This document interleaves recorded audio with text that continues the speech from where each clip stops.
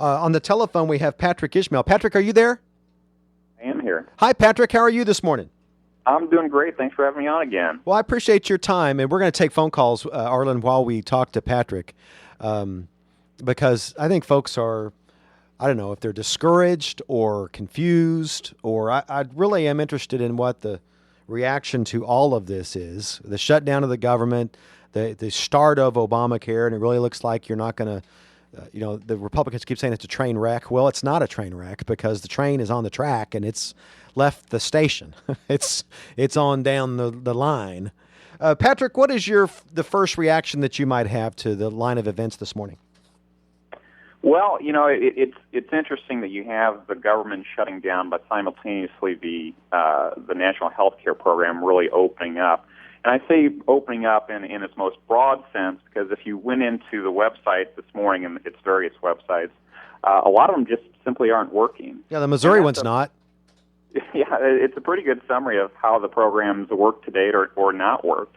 And it still doesn't, of course, change the fact that the plans that are going to be available on there are generally speaking going to be higher than the ones that already exist in the market. And that's especially true for young people who are probably going to see rate hikes essentially 100%. Basically, their costs are going to double in a lot of different cases. And it's really just bad policy, but it's amazing. You have the national parks that are being shut down, but you have national embarrassments, in my view, that are continuing on. I think the health care law is one of those embarrassments. So if health care is going to cost more, why do folks defend it to the death?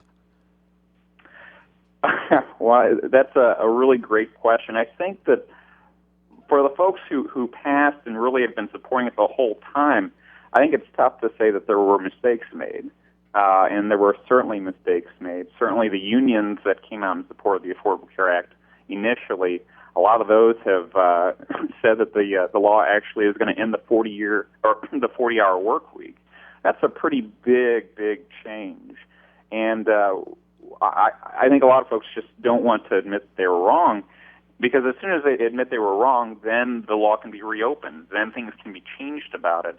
And then all the problems are going to be pretty transparent for all the world to see. So I know that people who supported the Affordable Care Act wanted it to make health care better, but unfortunately it's really going to take a lot of the healthcare system in the wrong direction, particularly as to cost, oftentimes as to access. A lot of these networks are going to narrow out because of the requirements imposed on these insurers by the government itself.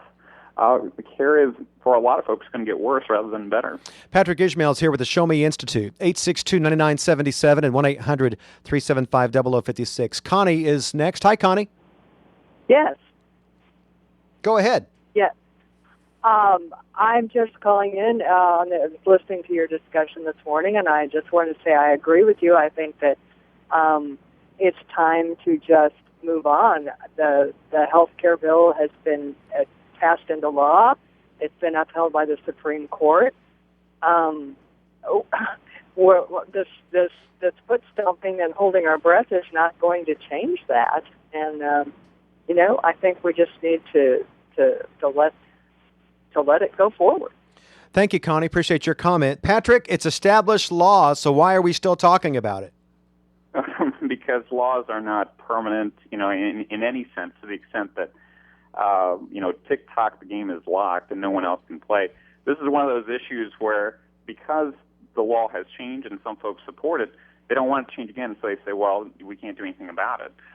There are plenty of laws, that's the whole point of the legislature, that change over time. I think this is one of those laws that ought to change simply because it's not functioning the way that it ought to be. And it's making care less affordable, contrary to the name of the law itself, and oftentimes making care worse for people. I mean, those are reasons enough to make changes to the law. That's why I think that's still an open question whether or not it should remain in its current form.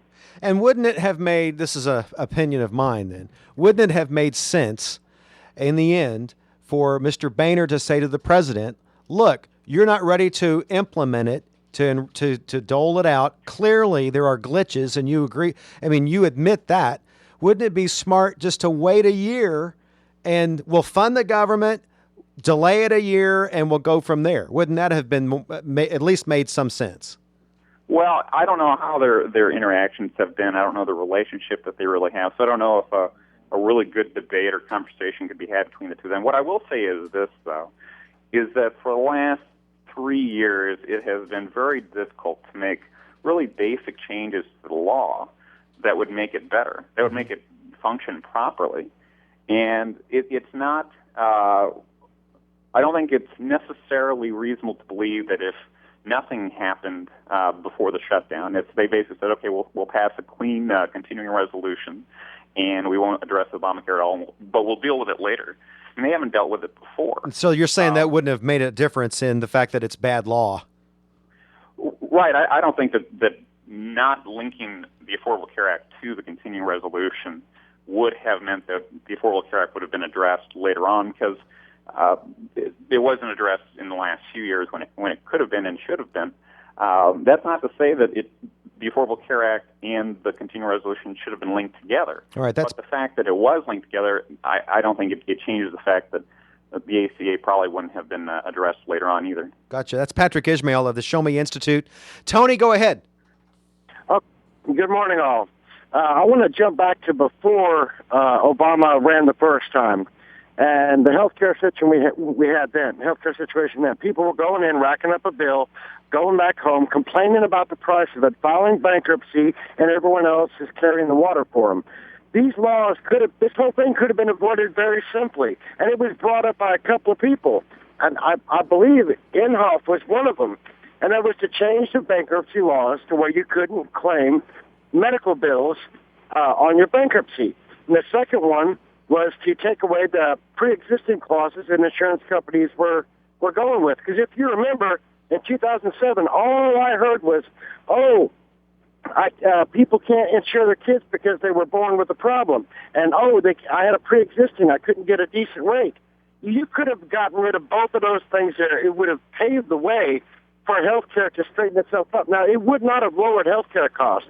And in a way, I'm kind of against that. That's kind of price-fixing the economy by forcing hospitals to come down on the prices of things. People go to college and take out $1 million loans to go to medical school to do all this. Now, I'm not defending that the price should be whatever they say, but I'm saying there's two examples right there that you could have helped the situation by the rest of us who had insurance not carrying the water for everyone else. Thanks, Tony. Never once do I hear one person who goes to Washington and says that what they're going to do is to make it fair, not only for the consumer, but they want to make it fair that the hospitals are compensated for a service they have provided. This is law. Thanks, Tony. I appreciate your call. And I can hear the frustration. You can hear Tony's frustration, can't you, Patrick? Oh, absolutely. Absolutely. And I think there are going to be, as folks start looking at the website and looking at what's happening to their own healthcare plans, I think that frustration is going to be really, really apparent really, really soon. And he's right. There were smaller things that could have been done to make healthcare a little bit more affordable. I think a more free market perspective where you're empowering individuals, being able to basically take the tax advantage that their employers get for their own health care so they can negotiate directly for pricing. I mean, one of the problems with health care in this country right now is that we rely on the third-party payer system, and that's, in short, a system where somebody else pays and we kind of pay them and they pay the hospital. But there are lots and lots of costs that could be stripped away if you ended up empowering individuals rather than empowering businesses to negotiate that.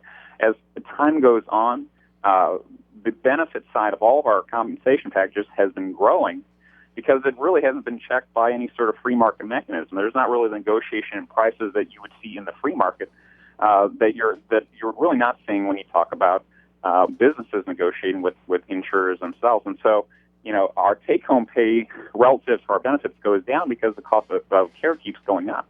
That's Patrick Ishmael of the Show Me Institute, 862-9977, 1-800-375-0056. Hello, Ethan. Yes. Say my take on this is they need to keep fighting every tooth and nail because you were saying just let it go and it would collapse. But you're talking about the government here. What they're going to do, they're not even through making the regulations for this, and there's no stops any place on it. they're going to keep pushing this and regulating and making laws within it. It's like playing poker with a guy and you don't know how to play poker, and he says, well, I'll teach you as we go along. Yeah. That's what he's doing. Thanks, Ethan. I appreciate your comment. And do you have a comment, Patrick? No, I think that this is an issue that is overdue to be dealt with. It's unfortunate that it had to be, tied up with the continuing resolution. But the fact of the matter is it needs to be dealt with one way or another. This is as good an opportunity now to deal with it as any. Patrick Ishmael is here with the Show Me Institute, and we'll take your phone calls on Morning Line, AM 560 KWTO. We're visiting with Patrick Ishmael of the Show Me Institute. Patrick, if you would, remind us, what is the Show Me Institute? Sure. The Show Me Institute is a free market think tank. We look for state solutions that are in the free market mold. And when we talk about free markets, really we're talking about trusting in people. And that's what our focus is, empowering people to make this state and their communities better. And for more information, you can go to showmeinstitute.org, showmeinstitute.org. Now, the Missouri legislature fought Obamacare, and of course, we have enrollmissouri.org, as we mentioned. It's online this morning. Where are Missourians with this law, and how does it impact us today? Well, the last 3 or 4 years, Missourians have made it pretty clear that they're not big fans of the Affordable Care Act. They wanted to restrict the governor's ability to create an exchange in the state, a state-based exchange. That's why we have a federal exchange. Also, it's pretty clear that Missourians aren't a big fan of the Medicaid expansion. I mean, Medicaid is a broken program, and instead of expanding it, we ought to be fixing it. So Missourians, as far as I can tell, are pretty much opposed to the Affordable Care Act, and of course, in my view, for very good reasons. It raises the cost of care, and by and large, doesn't fix the system that we have. Joe Lunchpail this morning wakes up, hears the government shut down, and Obamacare has begun. What is he supposed to know about it? Because I think a lot of the folks are walking around completely in the dark about what Obamacare does or does not do. Well, the exchanges themselves are government-run marketplaces, and what they do is they provide an opportunity to compare government-approved plans to one another. What it doesn't really do, though, is make the cost that much lower. And for that matter, if Joe Lunchpail looked at the website this morning for this exchange, or so-called exchange, it probably wouldn't work for him that well. It probably wouldn't even allow him to enroll in a lot of cases. And so there's just so much confusion and chaos that this law is sowing. It's not really fixing the problem. And unfortunately, it seems like a lot of our political leaders aren't that interested in actually getting something done to make sure that care actually is better and is more affordable. I think it's sad that we've gotten to this point where we can't have a really robust conversation about what needs to change about a law that was passed and really needs to be reformed. And do you think a lawmaker can explain Obamacare? I would say that even some of the authors of Obamacare wouldn't be able to explain what Obamacare is. Isn't that something? Patrick Ishmael of the Show Me Institute is our guest. We'll go to Bill. Hi, Bill. Yeah, I got a question. Yeah. It's the insurance companies can't refuse pre-existing condition that's the main cause of the premiums rising, or is that not true? Is that true or false, that pre-existing is a big reason why it's going to cost so much, Patrick? Pre-existing is part of it, and that drives some of the cost, but it's not all the cost. Start looking at the details of it. These plans also have to cover a lot more preventative medicine, and we're always told that preventative medicine is more cost-effective than if you wait for a problem to happen, but that's not always the case. And so if you cover every preventative measure, every screening that is possible, that raises costs. There are costs to those measures, and that's also driving costs. It's not just pre-existing conditions, although that's part of it. If you own a small business this morning and you provide some health care for your employees, where is the incentive to continue that coverage when you have employees that could go to exchanges? It depends on the size of your company. It'll affect whether or not the provisions of the law are really going to affect it. Typically, they come into force when you hit 50 employees, and at that point, you really start looking at how many hours your employees are working. So not to get too much into the weeds here, but if you have employees that are working over 29 hours a week, so they're working 30, 31, they may qualify for subsidies. So if you're not providing health care to them, you may be penalized as a result. Now, the business mandate is kind of in flux right now. Some of these provisions have been waived, but the short story is a lot of businesses are very concerned because the law is clear, but the executive branch, the president, has created waivers that supposedly says you don't have to comply with these laws right now. And but so eventually you will. That's right. And so when you look at what the law says and what you ought to be doing, a lot of these businesses, despite the fact that the employer mandate has been suspended in some cases, they're starting to cut back hours, cut back benefits right now. So if I'm an employer, what would, I mean, if I'm trying to make a living and make a profit for my company, if I'm an employer, why wouldn't I want to keep my employees under 30 hours a week, 29 hours, and why wouldn't I want to just end my health care coverage and say, go get it from the government if I were an employer? Yeah, that is definitely something that employers are looking at right now. And the other thing too is that when you start talking about rapidly growing small businesses, a lot of small businesses don't necessarily have to have all their employees here in the United States.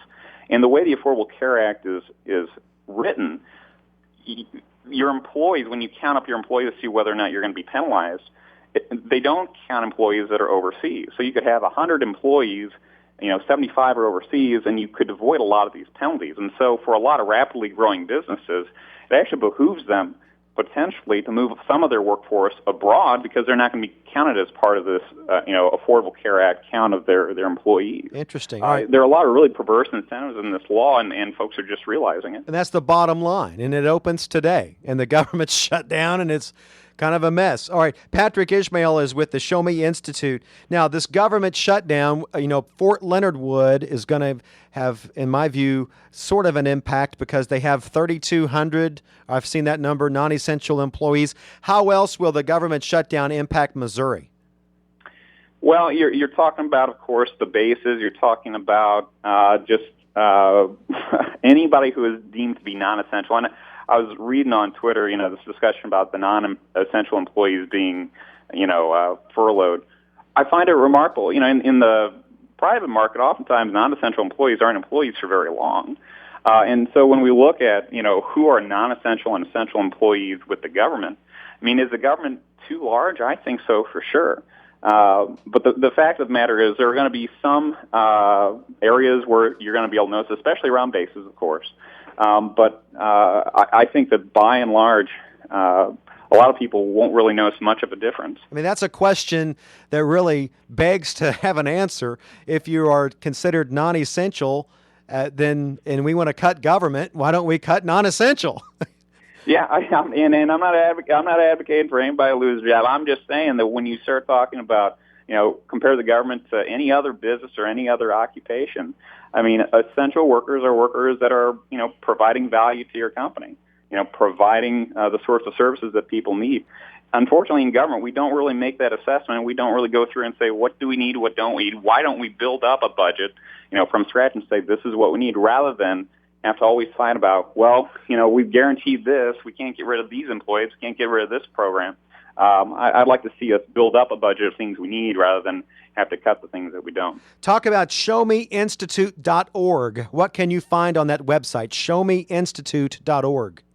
Well, showmeinstitute.org is where all of our studies go. You'll find op-eds about issues across the state, from Springfield to Joplin to Kansas City to Columbia, Jefferson City, St. Louis, and everywhere in between.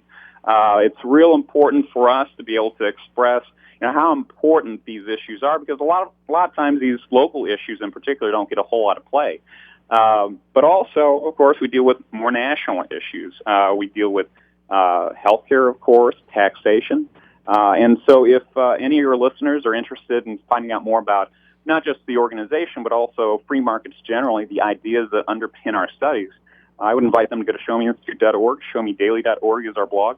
And you can find us on Facebook and Twitter. Or you can telephone 314-454-0647. 314-454-0647. In our remaining moment, how long do you think the government will be shut down, Patrick? Any idea? It's a good question. I can't really make a prediction on that. I think the last time the government shut down, it was a matter of weeks. 3 weeks. About the same. I hope it's not that long, I guess. But we'll have to see. Who knows? I just want better government for everybody. And as we all do. Thank you, Patrick. Patrick Ishmael. For more information, go to showmeinstitute.org to learn more about the Show Me Institute.